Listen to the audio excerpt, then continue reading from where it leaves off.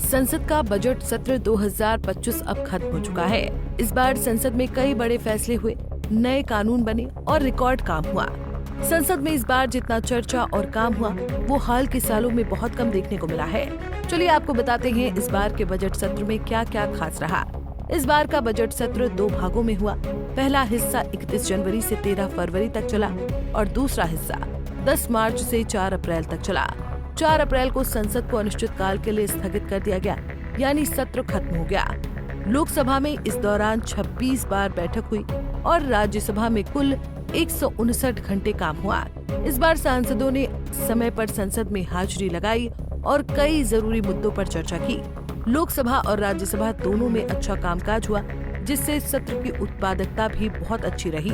इस बार संसद ने कई रिकॉर्ड भी बनाए। लोकसभा में 10 नए सरकारी बिल पेश हुए और 16 बिल पास किए गए। लोकसभा का कामकाज 118% रहा, यानी तय समय से ज्यादा काम हुआ। राज्यसभा की बात करें तो वहां का काम 119% रहा।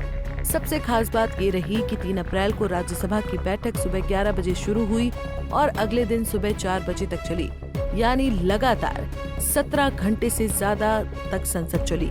ये राज्यसभा के इतिहास की सबसे लंबी बैठक रही। इस सत्र में राज्यसभा में 49 निजी विधेयक भी रखे गए, जो अब तक की सबसे बड़ी संख्या है। उपराष्ट्रपति और राज्यसभा के सभापति जगदीप धनखड़ ने इसे लोकतंत्र की एक मिसाल बताया।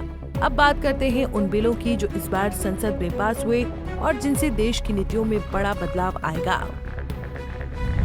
वक्फ संशोधन विधेयक 2025। इस बिल का मकसद वक्फ की जमीनों का सही तरीके से रिकॉर्ड रखना और पारदर्शी व्यवस्था बनाना है। इससे वक्फ की संपत्तियों में गड़बड़ी कम होगी।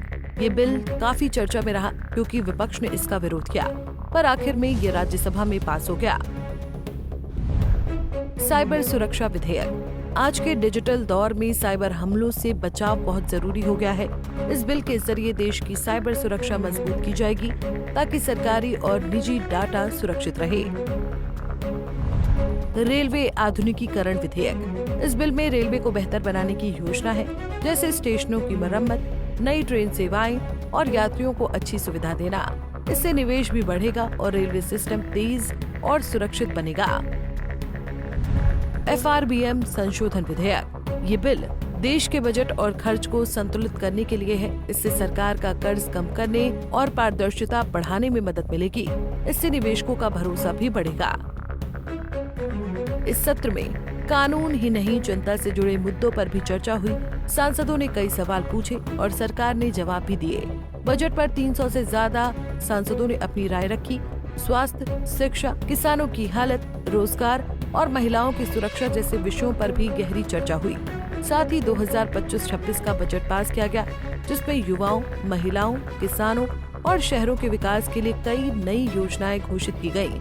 बजट सत्र 2025 एक ऐसा सत्र रहा जिसमें सिर्फ कानून नहीं बने बल्कि देश की दिशा तय करने वाली चर्चा भी हुई। इससे साबित होता है कि जब सांसद गंभीरता से संसद में हिस्सा लेते हैं तो लोकतंत्र मजबूत होता है और आम लोगों को फायदा पहुंचता है।